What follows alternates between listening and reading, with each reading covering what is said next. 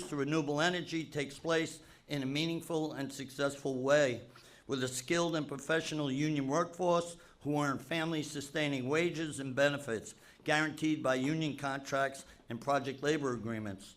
This transition and the work supported by our governor creates opportunities for the next generation of workers as well to join our diverse ranks alongside our apprentices that are here today. Where are my apprentices, by the way? Stand up. Take a look.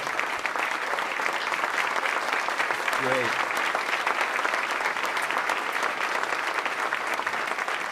This is an important day for our industry, for union workers in the entire state of New York as we continue to lead the way in renewable energy and the just transition that is critical for our world and future generations.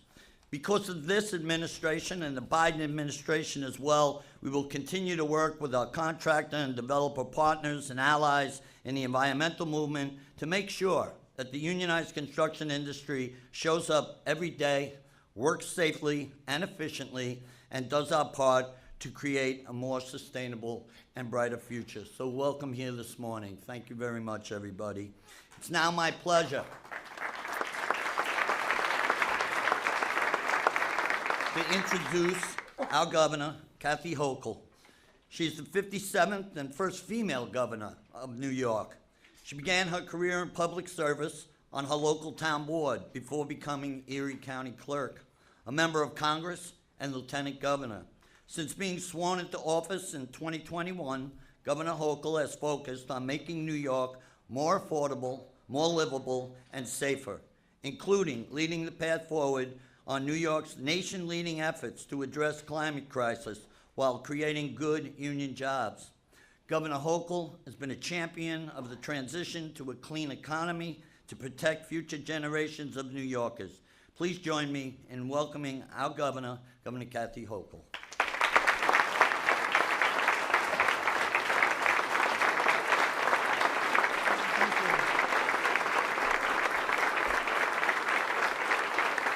Thank you, everyone.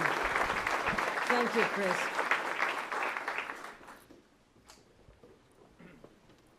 If you want to know what a thriving green economy looks like, let us listen. The answer, my friends, is blowing in the wind. Sorry, Bob Dylan. Less than 2 weeks ago, I announced a 10-point action plan to boost our already thriving, large-scale renewable energy industry. I said step one, those of you who read it, was to announce an historic suite of awards. I'm proud to say we're keeping that promise from 2 weeks ago. And today, the state of New York is announcing the largest investment in clean energy in U.S. history, right here, right now.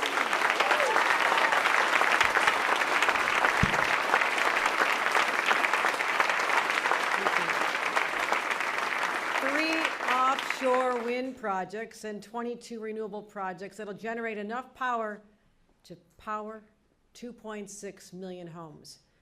Our green energy future is now the green energy present. We're not waiting any longer. This is an historic investment to demonstrate our full commitment to renewables and this particular energy, this form of energy.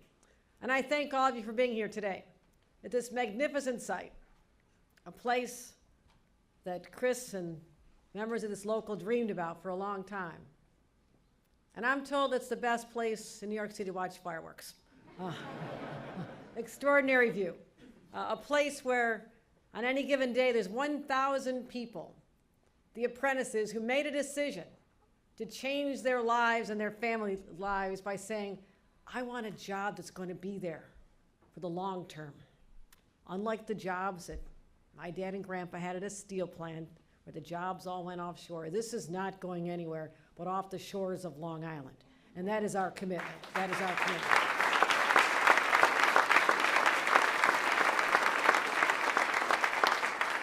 So I thank Local 3. I thank Chris Erickson for his support for all these initiatives and transitioning to this form of work. This is a form of work that's going to be there for generations to come, and it starts in places like this magnificent training center. I also want to give a shout out to Mario Salento where are you, Mario Salento, the whole head of the New York State AFL-CIO, whose dedicated commitment day and night to making sure that New Yorkers have good energy jobs and making sure that the union movement is at the forefront. So thank you, Mario. Thank you.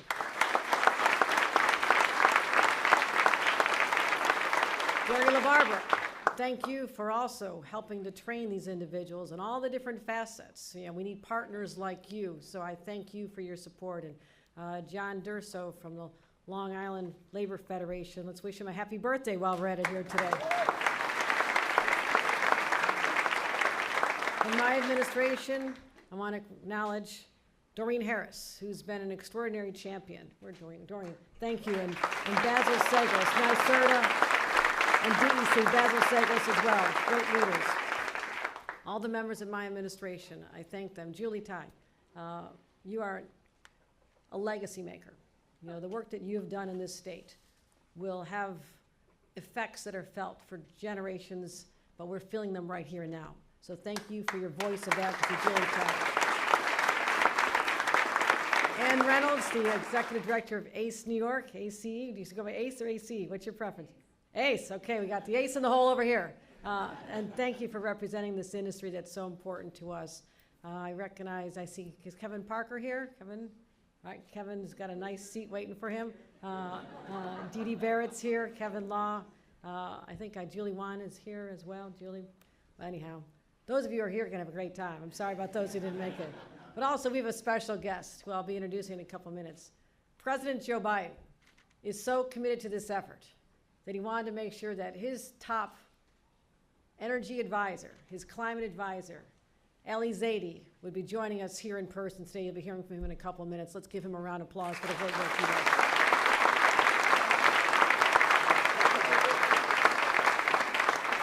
We just saw him last month. He's here at all these major announcements because they're happening here and nowhere else. Let's just get that out there. We might as well get an apartment here because we're just getting warmed up here.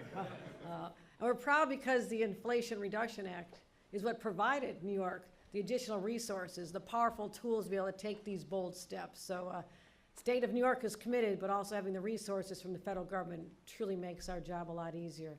And it's also, as I mentioned, fitting that we're at this training center today where I saw incredible state-of-the-art opportunities for people to learn the best and how to be the best workers in this field. And so they'll be tapped. I guarantee you're all going to be in high demand as we continue to unleash this great industry. As we mentioned, the climate crisis is not some far-off threat we talk about. I think about the environment a lot as someone who grew up basically in a pretty toxic area.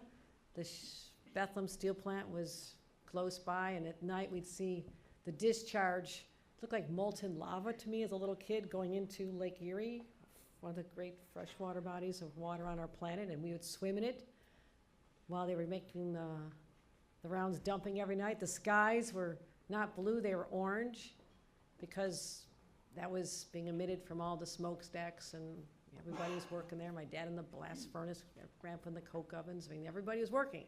Nobody knew any better.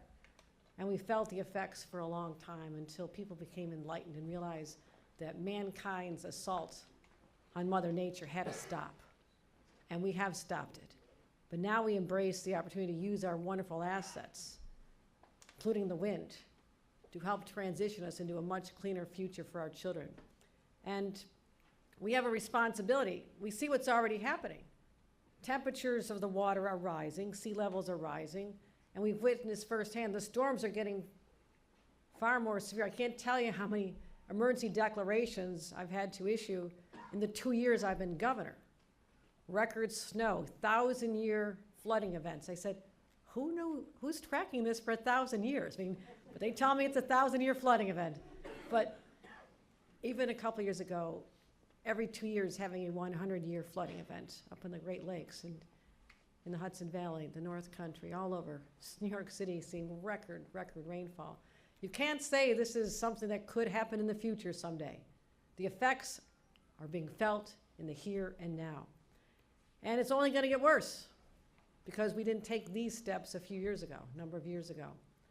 And I think about the fact when I was a young staffer for a congressman, right after Jimmy Carter initiated very leading initiatives, tax credits for renewable energy, for wind and solar. If they had not been repealed by the Ronald Reagan budget a year later, when I came to Washington, just imagine the world we live in today. That was many years ago. That would be the world we live in now. We'd have no fossil fuels. We'd be focused on clean energy right now. But we have some time to make up for now, and we have a lot of work to do. We have a strong commitment here in the state of New York. Every other state's watching. We want to know, can we do it here in New York State? And we will. We always dream the impossible, but we always make it look easy. That's what we do in New York. 70% of our electricity will come from renewable sources by 2030. That is a commitment by all of us. We will achieve that.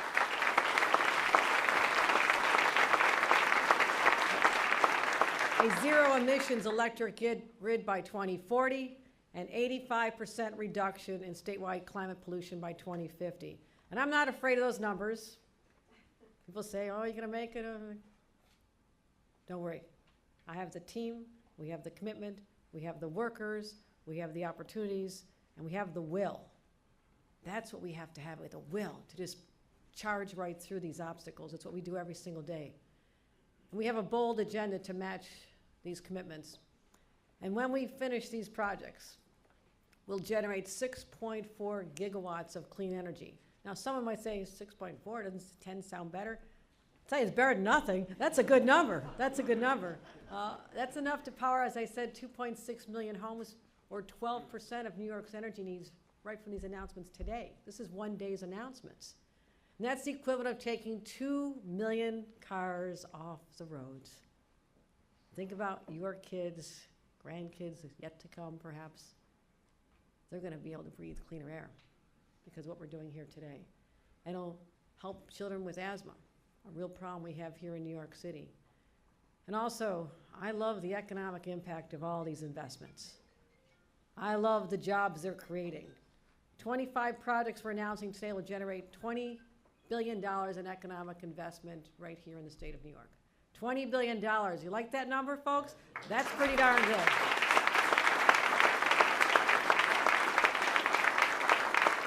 And how do you like the sound of 8,300 good-paying jobs to be able to support your families right here in New York? 8,300 jobs. It's a big smile from Gary and Mario and John. This, in fact, is one of the fastest growing job creators. This sector is. And that's why we're leaning so hard into it. And we expect it'll support over 600,000 jobs by the year 2050. And I have some other good news, another announcement to make. Now, last year in our state budget, I fought hard and was able to achieve an unprecedented $500 million in the state budget to support offshore wind manufacturing and supply chain products. And I thank the legislators who are at the forefront with me. Thank you. And our leaders in the Assembly and the Senate. Thank you.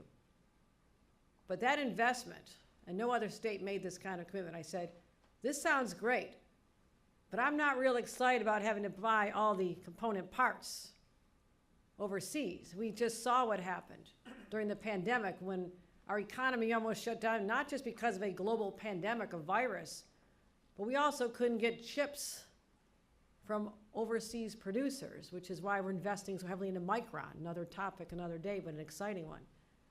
We also said, what about the turbines? What about the blades? I don't want to be waiting for them to come over from Germany if we have another problem and all the ships are stuck in port. That's going to cripple our industry before it even gets going. Let's make the component parts here in New York, creating jobs, economic investment.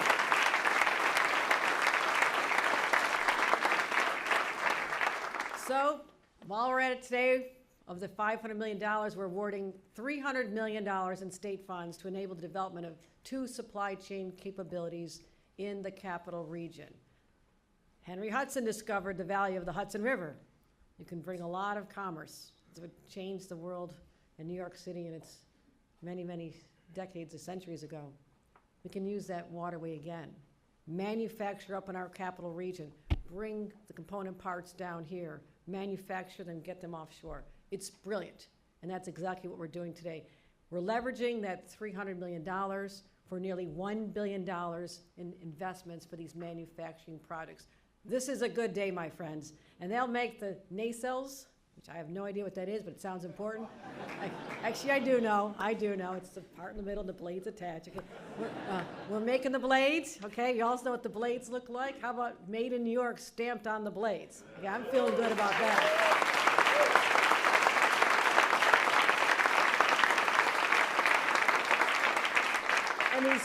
And these turbines are as long as a football field, although I don't really want to talk about football today.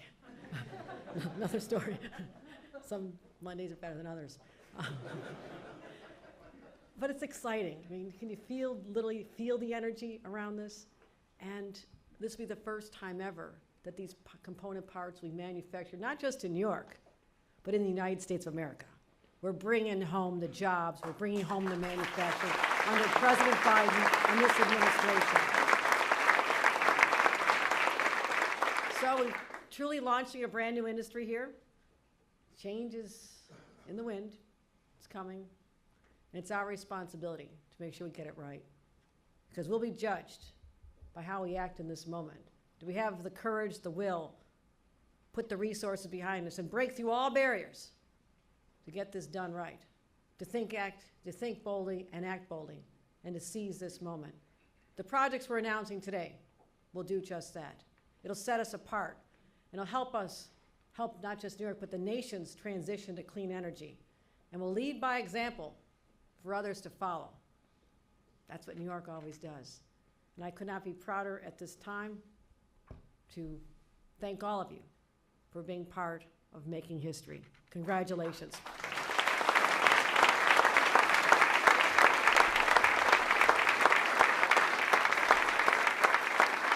As I mentioned, it's great to have friends in Washington.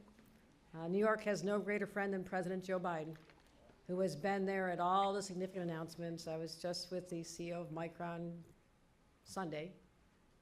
Oh, today's Tuesday, isn't it? Okay. Still feeling the loss of Sunday's games. I just sat down with him, and he talked about how President Biden was so important in championing legislation to make sure that we could manufacture chips, and Chuck Schumer and the two of them. But I said in New York State, we had to make sure we were competitive as well. This is what we're talking about, my friends. Partnerships where there were none before between the federal government, President Biden, his administration, and our administration. And I want to thank Ali Zaidi for being here to represent the president, but also for making the journey here so often. And I'll tell you, we're just getting started, so we're going to see you a lot more often. Ladies and gentlemen, Ali Zaidi, the President Biden's climate advisor.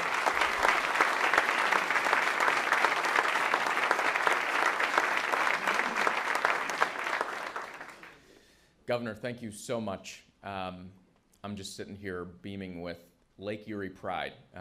I grew up on, you could say, the wrong side of the border.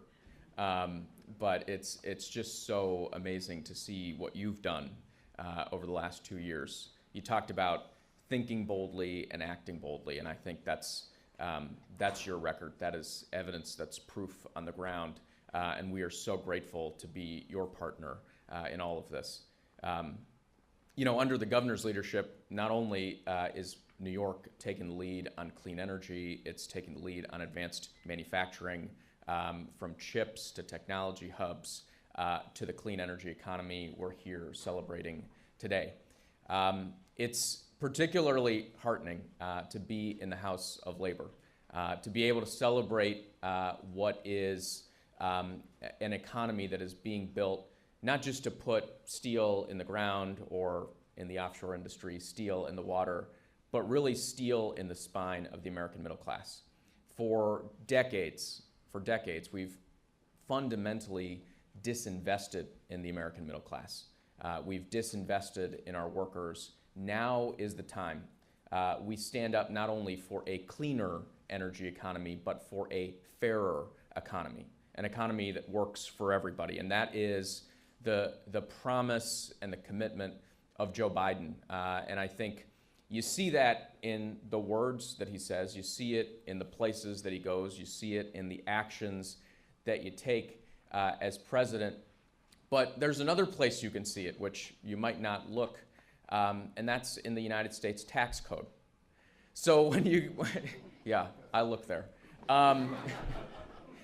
And you know, what's remarkable in this moment, we're talking about the 6+ gigawatts that are gonna get built. All of those projects will be eligible for up to a 50% tax credit from the federal government. But you don't get the government's money for free. If you want that 50%, you've got to manufacture that stuff here in the United States. If you want that 50%, you got to invest in the communities that have been left out and left behind. If you want that 50%, you got to pay people a prevailing wage. And those apprenticeships, 10% of those 10% of the labor hours that go into a project, they got to come from apprenticeships. So when we talk about the president's values, we talk about his vision for what a clean energy future looks like, don't just take him at his word. Take him at the tax code. Take him at the way the dollars are flowing, because in the Biden administration, every single penny is going to stand up to that proposition. That we can do this and do it in a way that puts steel in the ground, but steel that's got a Made in America stamped on it, that's put in the ground by union workers, paid a good wage, good benefits, and given the dignity and respect and the right to organize that they deserve. And we're going to reinvest and reinvigorate the American middle class all at the same time.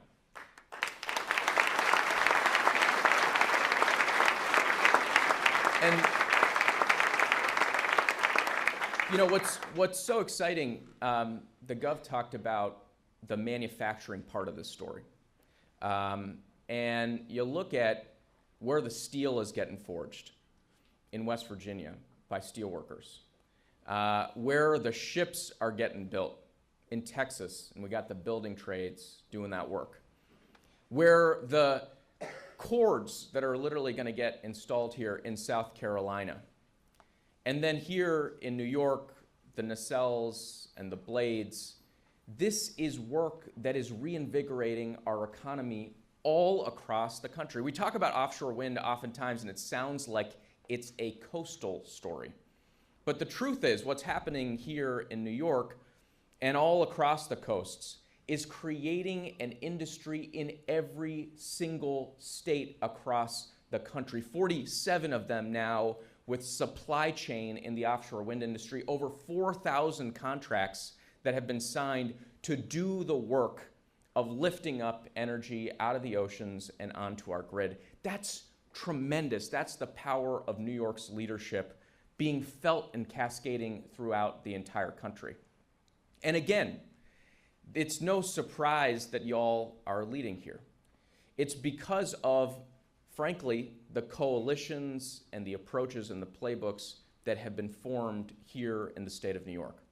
I've spent a bunch of time, to call out Gary, getting coached, that's the friendly term, of how you do this, of how you do this the right way, how you don't cut corners when you're putting the public dollars into the investment arena. And we've learned that lesson, of course, from the success of New York, but now we're learning that lesson nationally. We're taking it national. And the environmental movement here, I think, is a model for what and how you do the work through and with partners in coalition. Julie, Ann, others, not just working with industry and labor, but with environmental justice, using this moment not just to build the future, but in many cases, to repair the past. That's a really, really important calling. So, look, we are incredibly excited about this announcement. But the thing I've learned from Kathy Hochul is every time you show up and you celebrate and you're surprised, you better get ready because there's probably more coming. We could not be a greater champion, a greater enthusiast for the work that's happening here. And let me just close out with my sort of reflection on this moment. You know, you've got young people across the country. I used to be young. It's kind of a funny joke. But truly, you got young people across the country who they're furious at decades of inaction on climate, but the more powerful sense that they feel is this sense of doom and despair. They've seen the skies turn orange. Here on the East Coast, they breathe in smoke into their lungs from wildfires burning miles away. They know people whose lives, their livelihoods, photo albums have washed away because of furious floods or hurricanes blowing through town. There's a lot of reason for doom and despair. But where we stand today, this is the opportunity that if we're serious, we can seize a new narrative, a new story, not just for all of us, but for our young people, a story of hope and possibilities. And it's a story of hope and possibilities that takes plans and turns it into projects, that takes work that needs to be done into good-paying, family-supporting jobs, that takes ideas that were pie in the sky and translates them into steel in the ground. You're doing that work. We could not be a more excited partner, a more fortunate partner. And the guy who sits in the room without walls in the Oval Office, he's got your back. He's your biggest champion. Thank you so much. And speaking of the House of Labor, Mario Salento, come on up.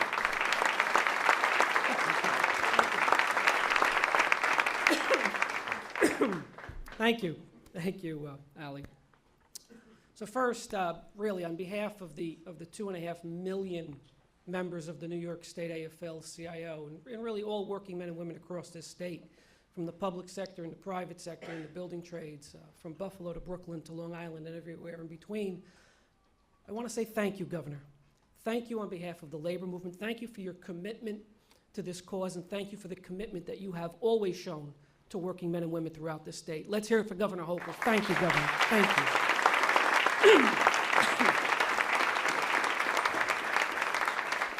You know, the labor movement from the very beginning, we've always talked about being part of this effort to combat climate change and to actually win that battle. And we've said that we can be part of that battle, but simultaneously fight to ensure that we have good paying, fair jobs that have fair wages and benefits and conditions of employment. We can do them both at the same time. And this announcement today is really the culmination of that. It is the first step in showing that we can achieve all of our goals at the same time, combat climate change and provide those good union jobs. And it's the first step because we know that with this project, it will be built and operated and maintained and manufactured by the most highly skilled, highly trained union workforce in this country. And our representatives are here today, and I thank you for that. And we also know this, that really today is about opportunity. And it's been mentioned. It's about the opportunity for a brighter future, for all of us who recognize the adverse impacts that climate change have on our daily lives. It's an opportunity for a better tomorrow. And for working men and women, it is the opportunity for a better economic life, a better economic future, to be able to better support yourself and your families, because we know that through these projects, we will have project labor agreements and labor peace agreements and prevailing rate and Buy New York and Buy American. And as a result, have that better economic future for our families to come. So really, Governor, today I want to thank you on two different levels. I want to thank you first as a New Yorker and as a parent. You know, my wife and I have 3 daughters. And I think with any parent, you see the future through the eyes of your children. And what we're talking about today and what you've announced today will give my daughters and their generation and generations to come the opportunity to have that brighter future, to have the opportunity to not do what we're doing right now. I think all of us, you know, we're in this routine now where we look at the 7-day forecast, the 10-day forecast, even a month down the line, and we say, you know, subconsciously, what havoc can this weather pattern have on our lives now? We live that every single day. And for what you're doing here today, Governor, you're giving my daughters and you're giving future generations the opportunity to not live like that, to really have that brighter, literally that brighter future moving forward. So thank you for that as a New Yorker and as a parent. And as president of the New York State AFL-CIO, Governor, I say this: we have always abided by in the labor movement, and Chris and Gary and John and Maddie and everyone here, and Jen, all labor leaders here, we abide by the old adage that actions speak louder than words, because we hear a lot of words from a lot of people. We hear a lot of promises. But the reality is this, Governor: you take those words and you put them into action. And today's the most recent example of that. Through all of the labor standards and protections that I just mentioned that are included in these projects, you will in fact make the economic lives of working men and women in this state substantially better. And for that, Governor, I say on behalf of all of us, 2.5 million strong in the state, thank you for your leadership, thank you for your friendship, and I can tell you that we will always work with you, stand side by side with you every step of the way until we achieve our joint goals. Thank you very much, Governor.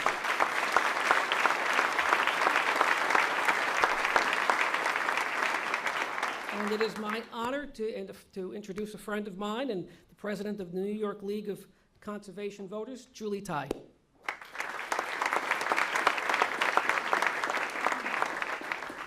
Good morning, everyone. As Mario mentioned, I'm Julie Tai. I'm president of the New York League of Conservation Voters, and I'm so delighted to be here this morning. Thank you, Ali, for all that President Biden is doing to support climate action and what you've done here for New York yourself not too long ago in passing the Climate Leadership and Community Protection Act. It's really an exciting day in New York State, and I'm delighted that the governor is really making climate action, something that she wants to deliver on. As everyone in this room knows, New York is mandated by law to achieve 70% renewable energy by 2030 and 100% clean energy by 2040. And that's not very far away. We want to start by saying that there's getting to these goals is really ambitious. It's hard. Not everybody realizes how hard that is, right? It's going to take a lot of work. And they're ambitious because, as the governor noted, climate crisis is not in the future. It is something we are experiencing today. It is on our collective doorstep, right? We heard Mario talk about it, all the weather situation. We heard Ali talk about it. We heard the governor talk about it, how she used to see the orange skies in Buffalo. Well, this summer we saw orange skies here in New York City, right? We had these massive wildfires. We've had extreme flooding all over this state, and we have record-shattering heat yet again. That's why today's announcement is so important. It's a concrete step towards achieving the clean energy future that we need. That means an additional 4 gigawatts of offshore wind energy, an additional 2.2 gigawatts of sources from onshore wind and solar and hydro. That is a lot of power. 2.2 million homes of clean energy is an amazing feat. New Yorkers deserve cleaner air and a respite from pollution caused by dirty fossil fuels, in particular in disadvantaged neighborhoods, because our planet and our public health demands nothing less. The challenges, however, are real. Our entire economy, including the renewable energy sector, is facing unprecedented economic conditions. Industry, government, and advocates must work together to deliver on large-scale renewable energy projects. We can't forget that there is a huge cost of inaction, costs that put our families at risk from pollution and climate threats. And today's awards puts us one step closer to achieving the clean energy future we all need, but there is more work to be done. Today's announcement builds off of the renewable energy projects that are installed or in the pipeline, equivalent to 66% of the 2030 statewide energy load. These are projects that have shovels in the ground and barges in the water and must continue to be a priority. One of the first events I had the privilege of going to with the governor was at the groundbreaking for South Fork Wind in East Hampton. That's a project that faced its own adversity and yet is nearly now complete because labor leaders like Gary and John and Maddie and Mario and my environmental colleagues like Adrian Esposito and the Citizens Campaign for the Environment, we all came together in unanimous support to move these projects forward. Because no one ever said that tackling the climate crisis was going to be easy. But I know that, I'm grateful, that in the face of adversity, we have a governor who does not bend and who does not buckle, but instead builds. Because we won't meet our climate and clean energy goals if we only talk about clean energy. We need to deliver on that promise, and I'm so excited to hear you talk about the fact that we need the will and that you have the will to make sure that we're going to achieve these goals, and thank you very much for that. That's why I'm confident that Governor Hochul and Doreen Harris are two leaders that we can count on to lead New York to a clean energy future, and today marks another step forward in achieving that. So thank you so much for all that we're doing. This is a huge announcement on how we're going to advance clean energy, and I know my partner former friend, former colleague, former colleague. This is what happens when you don't write it down. My former colleague and my friend, Ann Reynolds, the executive director of the ACE, Alliance for Clean Energy, ACE New York, Ann Reynolds.